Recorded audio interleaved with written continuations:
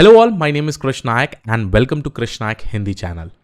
इस चैनल में मैं specifically data science related videos Hindi में डालता हूं क्योंकि बहुत सारे लोग रिक्वेस्ट किए थे मुझे कि हिंदी में डालिए प्लीज़ वीडियो डेटा साइंस के बारे में। तो इस वीडियो में हम लोग डिस्कशन करने वाले हैं 6 months data science road map के बारे में, जो इन 2023 में अगर आप फॉलो करते हैं तो आप एक एफिशिएंट और प्रोफिशिएंट डेटा साइंटिस्ट बन सकते हैं। मैं इतना कॉन्फिडेंटली कैसे बोल पा रहा हूँ ये सारी चीज़, क्योंकि गाइस मैं पिछले 4 से 5 साल से पढ़ा रहा हूँ डेटा साइंस। उसके अलावा मैंने बहुत सारे प्रोजेक्ट्स में काम किए हुए हैं और मैं ये देख पा रहा हूँ कि डेटा साइंस इवॉल्व हो रहा है। बहुत सारे लोगों ने अमेजिंग सक्सेसफुल करियर ट्रांजिशन किया हुआ, मैं उनसे बात किया हूँ, समझा हूँ कि इंटरव्यू में आजकल क्या पूछ रहे हैं, इंडस्ट्रीज़ को क्या चाहिए, ये सारे चीज़ों के बारे में मैं कंप्लीटली अप टू डेट हूँ। तो हर साल मैं स्पेसिफिक रोड मैप बनाता हूँ डेटा साइंस प्रिपरेशन के बारे में, डेटा एनालिस्ट प्रिपरेशन के बारे में। तो इस वीडियो में मैं फोकस करूँगा डेटा साइंस रोड मैप के बारे में, ठीक है। तो चलिए बिना कोई टाइम वेस्ट किए हुए हम लोग चलते हैं और मैं यहाँ पे अपना स्क्रीन शेयर कर रहा हूँ। तो ये गिटहब पूरा का पूरा मैंने बनाया हुआ है, ये पर्टिकुलर पेज।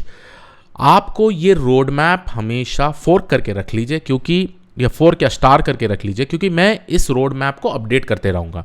पिछले 2-3 सालों से डेटा साइंस इतना इवॉल्व हो चुका है, इतने सारे टूल्स, सॉफ्टवेयर, फ्रेमवर्क्स आ चुके हैं ना, कंपनीज ये एफिशिएंटली यूज़ कर रही हैं कुछ कुछ प्रॉब्लम सॉल्व करने के लिए। तो डेफिनेटली जो मैंने लास्ट ईयर बनाया था उसके अलावा भी बहुत सारे टूल्स के बारे में मैंने इधर अपडेट किया है जो आप लोगों को पढ़ना है। तो चलिए हम लोग स्टार्ट करते हैं। पहला चीज़, जो सबसे इंपॉर्टेंट चीज़ है रोड मैप में, आपको ये पता होना चाहिए कि डेटा साइंस काम क्या करते हैं। अगर ये नहीं पता रहा तो आपको कुछ आइडिया भी नहीं होगा कि रोड मैप के बारे में मैं क्यों बता रहा हूँ, ठीक है। लेट्स से कि कोई भी डेटा साइंस प्रोजेक्ट आता है, ठीक है। पहला स्टेप जो होता है उसको हम लोग बोलते हैं रिक्वायरमेंट गैदरिंग्स, ठीक है। अब रिक्वायरमेंट गैदरिंग में 2 टीम स्पेसिफिकली बहुत सारा डिस्कशन करते हैं।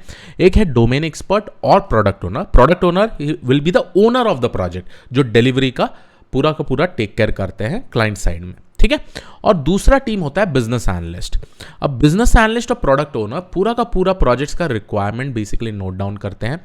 पूरा का पूरा मॉडल जो डेवलप करना है टास्क सब टास्क में डिवाइड करके उनको स्पेसिफिकली उन्होंने क्या करते हैं, स्प्रिंट वाइज प्लानिंग करते हैं, और इसको प्रोसेस को बोलते हैं हम लोग अजाइल प्रोसेस, ठीक है। ये काफ़ी इंपॉर्टेंट है। उसके बाद नेक्स्ट स्टेप जो होता है, एक बार सारा रिक्वायरमेंट्स बन जाता है, ये रिक्वायरमेंट सारे डेटा एनालिस्ट और डेटा साइंटिस्ट टीम को जाते हैं। अब ये रिक्वायरमेंट क्यों इनको जाती है, क्योंकि पहला स्टेप जो सबसे इंपॉर्टेंट है कि डेटा एनालिस्ट और डेटा साइंस टीम डिस्कशन करती है प्रोडक्ट ओनर और डोमेन एक्सपर्ट से, और ये पता लगाती है कि ये यूज केस को सॉल्व करने के लिए डेटा कहाँ से लेना है, ठीक है, या डेटा का सोर्स आइडेंटिफाई करना है। अब वो डेटा का सोर्स बहुत ही अलग तरीके से हो सकता है, इंटरनल डेटाबेसेस में भी हो सकता है, थर्ड पार्टी क्लाउड्स में भी हो सकता है, और एपीआईज में भी हो सकता है। तो लेट्स से उन्होंने ये सोर्स फाइंड आउट कर दिया और उसके बाद बिग डेटा इंजीनियरिंग टीम को दे दिया पूरा का पूरा सोर्स, तो वो लोग स्ट्रीमलाइन करके एक स्पेसिफिक डेटाबेसेस में या मोंगोडीबी में या हडूप आर्किटेक्चर में पूरा का पूरा डेटा पाइपलाइन आर्किटेक्चर तैयार करते हैं, ठीक है। तो ये पूरा का पूरा प्रोजेक्ट का फ्लो बता रहा हूं, ठीक है। और डेटा साइंटिस्ट और डेटा एनालिस्ट का पहला काम आपको पता चल गया है कि ठीक है, ये लोग डिस्कशन करके पहला डेटा का सोर्स आइडेंटिफाई करते हैं, क्योंकि बिना डेटा का ये प्रोजेक्ट सॉल्व नहीं होगा, है ना। उसके बाद आता है life cycle of a data science project, जहां पे डेटा साइंटिस्ट लोग काफी ज्यादा काम करते हैं।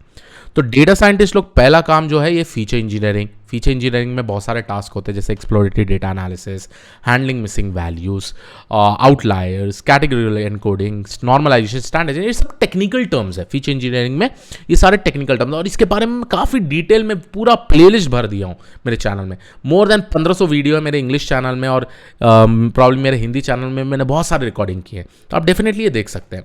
उसके बाद आता है फीचर सिलेक्शन, क्योंकि लेट्स से कि एक डेटा सेट में 500 फीचर है, क्या सारे फीचर्स इंपॉर्टेंट होते हैं? नहीं।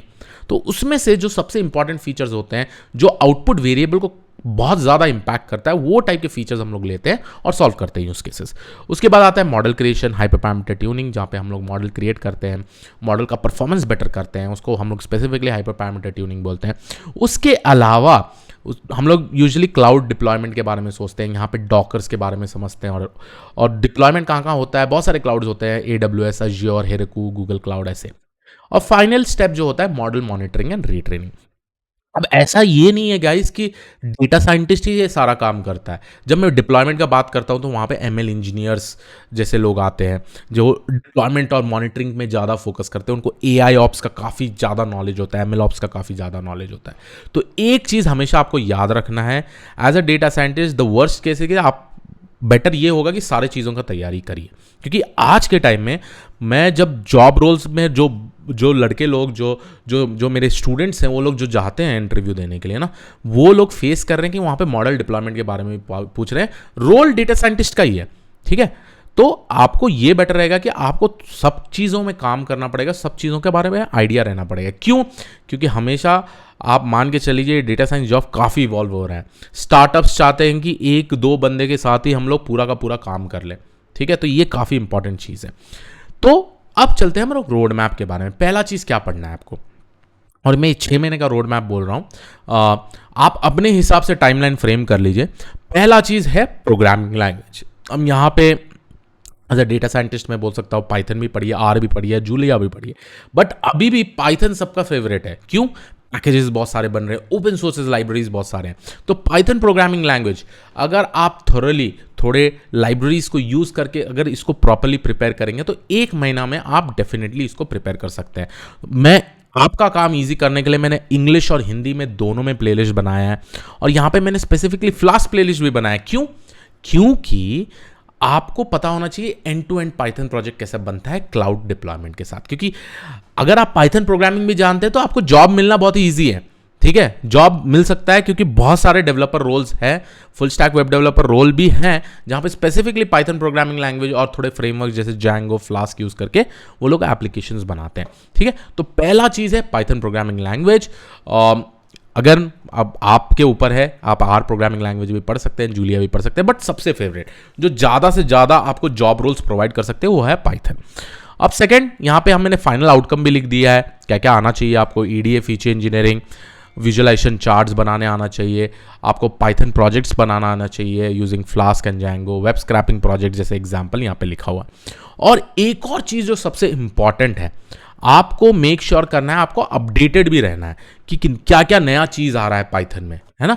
जैसे मैंने यहाँ एग्जांपल लिया व्हाट्स न्यू इन पाइथन 3.10, तो यहाँ पे आप देखेंगे बहुत सारे नए टेक्निक्स आ रहे हैं, बहुत सारे ऑप्टिमाइजेशन कोड टेक्निक्स आ रहे हैं। बेसिकली आप ऑप्टिमाइज कर पाएंगे अपना कोड, ऐसे ऐसे चीज़ों के बारे में नए नए वर्जन ऑफ पाइथन में ये सारे इंक्लूडेड होते हैं। तो आपको बेटर ये रहेगा कि आपको अप टू डेट रहना है, ठीक है। अब सेकेंड चीज जो आता है वो होता है स्टैटिस्टिक्स। अब स्टैटिस्टिक्स काफ़ी इंपॉर्टेंट है गाइज, क्योंकि डेटा साइंटिस्ट में या कोई भी डेटा साइंस प्रोजेक्ट सॉल्व कर रहे हैं तो वहां स्पेसिफिकली आपको डेटा के रिलेटेड काम करना पड़ता है, राइट। अब जब डेटा के रिलेटेड काम करना पड़ता है ना, वहां पे डेटा को एनालाइज करने के लिए, कुछ स्टैटिस्टिकल एनालिसिस करने के लिए दो स्पेसिफिक चीज हम लोग बोलते हैं, डिस्क्रिप्टिव एंड इन्फ्रेंशियल स्टैटिस्टिक्स। इस चीजों के बारे में ना जो आपको स्टैटिस्टिकल एनालिसिस करना है उसमें स्टैटिस्टिक्स काफ़ी इंपॉर्टेंट है। मैंने बहुत सारे प्लेलिस्ट बना दिए हैं स्टैटिस्टिक्स में, 7 days live session on statistics, ये सारा चीज़ आप रेफर कर सकते हैं। मैं हिंदी में भी वीडियो बनाया हूँ, तो ये सारा चीज़ आपके लिए बहुत ही काफ़ी इंपॉर्टेंट होगा, ठीक है। स्टैटिस्टिक्स मस्ट है गाइस, क्योंकि ये आपको स्पेसिफिकली डेटा के बारे में समझने में हेल्प करता है। डेटा को आप कैसे कैसे उसमें से इन्फ्रेंसेस निकाल सकते हैं वो उसमें आपको मदद कर सकता है। तो ये फॉर बोथ डेटा एनालिस्ट और डेटा साइंटिस्ट ये काफ़ी इंपॉर्टेंट है। अब आते हैं उसके बाद ईडीए। आप स्टैटिस्टिक्स कर लिए तो आपको प्रैक्टिकल पाइथन प्रोग्रामिंग लैंग्वेज से एक्सप्लोरेटरी डेटा एनालिसिस करना चाहिए, फीचर इंजीनियरिंग करना चाहिए, और इसके रिलेटेड भी मैंने सारे प्लेलिस्ट बना दिए, आप रेफर कर सकते हैं। और इस साल मैं फोकस कर रहा हूँ एआई ऑप्स में, जो आगे मैं बताऊंगा क्यों इंपॉर्टेंट है, ठीक है। क्योंकि रिसेंटली एक फ्रेशर गया था इंटरव्यू के लिए, उनको एआई ऑप्स के बारे में पूछा है। तो आजकल ना कंपनीज काफ़ी इवॉल्व हो रही है गाइस, डेटा साइंस का नॉलेज काफ़ी, डेटा साइंस का कंपटीशन भी ज़्यादा है, तो जो ज़्यादा आए आपको स्टैंड आउट होने में ना वो मदद करेगा। अब आते हैं थर्ड जो सबसे इंपॉर्टेंट है, वो है डेटाबेसेस। अब डेटाबेसेस में मैं हमेशा सबको बोलता हूँ कि एक सीक्वल डेटाबेस, एक नो सीक्वल डेटाबेस आना चाहिए। तो एक है मोंगोडीबी, एक है माई सीक्वल। तो इसका भी प्लेलिस्ट मैंने डिटेली बना दिया है, आप डेफिनेटली इसको रेफर कर सकते हैं। डेटाबेसेस में आपको ये समझना है कि डेटा से कैसे रिट्रीव कर सकते हैं, कोई भी ऑपरेशन करने में उसको अपलोड कैसे कर सकते हैं, तो ये सारा चीज़ों के बारे में आपको पता होना चाहिए। बहुत सारे इंटरव्यूज क्वेश्चंस में भी डेटा बेसिस के बारे में पूछते हैं। मैं सून एक प्लेलिस्ट क्लियर करने वाला हूं जहां पे हम लोग सॉल्व करेंगे कैसे कैसे टाइप के इंटरव्यू क्वेश्चंस पूछते हैं डेटा बेसिस के रिलेटेड। अब आते हैं मशीन लर्निंग में, ठीक है। अब machine learning, deep learning, NLP, ये 3 तो आपको पता होना चाहिए। मशीन लर्निंग में समवेयर अराउंड 20 to 25 एल्गोरिथम्स हैं। डीप लर्निंग में somewhere around ANN, CNN, RNN, object detection, transformers, RNN, LSTM, RNN, ये सारी चीज़ पता होना चाहिए।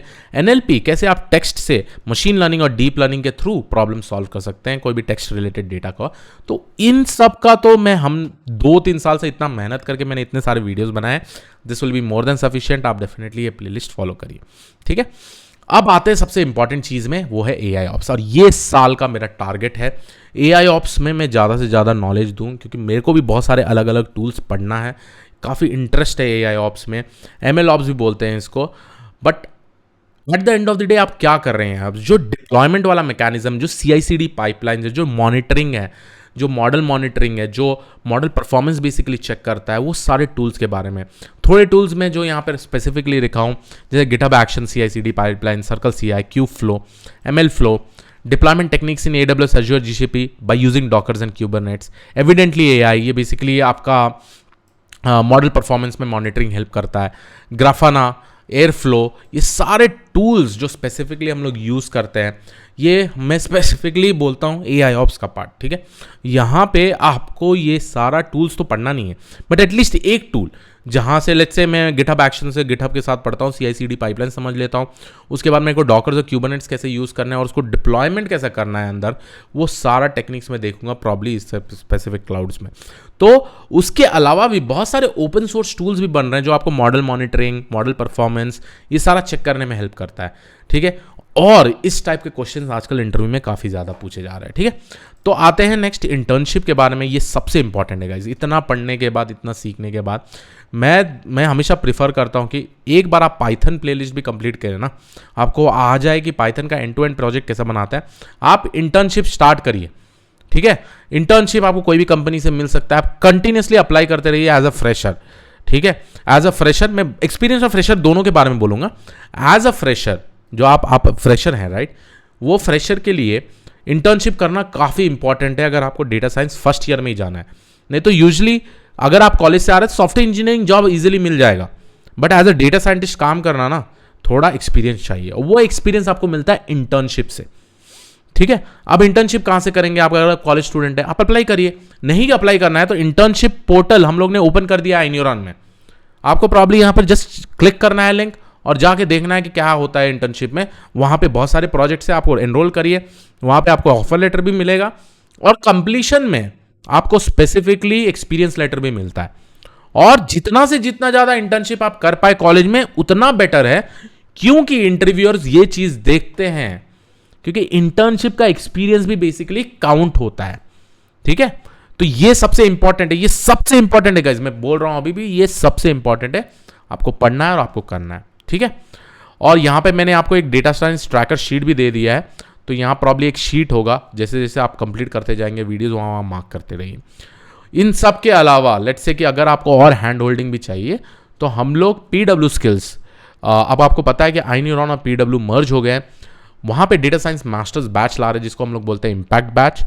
और हम लोग मोस्ट ऑफ द टूल्स यहाँ पर मैं जितने भी बोला हूँ ना, AI ऑप्स में गिटहब एक्शंस हो गया, सर्कल CI, ये सारा चीज़ों में फोकस करके हम लोग बेसिकली एक्सप्लेन करते हैं। डेटा साइंस मास्टर्स और हिंदी और इंग्लिश दोनों में है, ठीक है। तो आप ये स्पेसिफिकली कोर्स ज्वाइन कर सकते हैं। यहाँ पे आपको कंप्लीट हैंड होल्डिंग, सपोर्ट, सब कुछ मिलेगा, लाइव डाउट क्लियरिंग सेशंस भी मिलेगा, ठीक है। उसके अलावा आप यहाँ पे देख सकते हैं इंटर्नशिप में भी हम लोग बेसिकली हेल्प करते हैं अगर आपका कोई क्वेश्चन होता है। और उसके अलावा गाइस हैंड होल्डिंग, पूरा कंप्लीट हैंड होल्डिंग आपको मिलता है। तो आप डेफिनेटली चेक करिए, यहाँ पे लिंक दिया हुआ है, तो मैं आपको डेफिनेटली बोलूँगा अगर आपको बहुत ज़्यादा हैंड होल्डिंग चाहिए तो डेफिनेटली यहाँ पे कोर्स पे जाइए। तो आई होप आप लोगों को ये रोड मैप पसंद आया हो। हम लोग ने यहाँ पे पूरा सीखा है कि वर्क फॉर डेटा साइंटिस्ट क्या होता है, उसके बाद क्या क्या चीज़ों पे फोकस करना है। तो यस, दिस वाज इट। एक इंपॉर्टेंट पॉइंट बोलता हूँ, अगर आप एक एक्सपीरियंस पर्सन है और आपको लेना है ट्रांजिशन, एक पॉइंट मैंने मिस किया था, अगर आप प्रोफेशनल्स हैं तो इंटर्नशिप के बदले आप क्या कर सकते हैं, आप इंटरनल प्रोजेक्ट्स बनाइए जो कंपनी के अंदर है ना, उनके POC प्रोजेक्ट्स बनाइए डेटा साइंस टेक्निक्स को यूज़ करके। उसके बाद मैनेजर्स को दिखाइए, क्या पता फुल फ्लेश प्रोजेक्ट भी बन सकता है और वो एक्सपीरियंस में भी काउंट होगा, ठीक है। तो आई होप आप लोगों को ये वीडियो बहुत ही पसंद आया हो। प्लीज मेक श्योर करिए आप ये फोर करके रख लीजिएगा, क्योंकि जो भी नए टेक्निक्स या टूल्स आते हैं मैं इसको अपडेट करते रहूंगा, right. So this was it from my side. I will see you all in the next video. Have a great day. Thank you, one. Bye bye.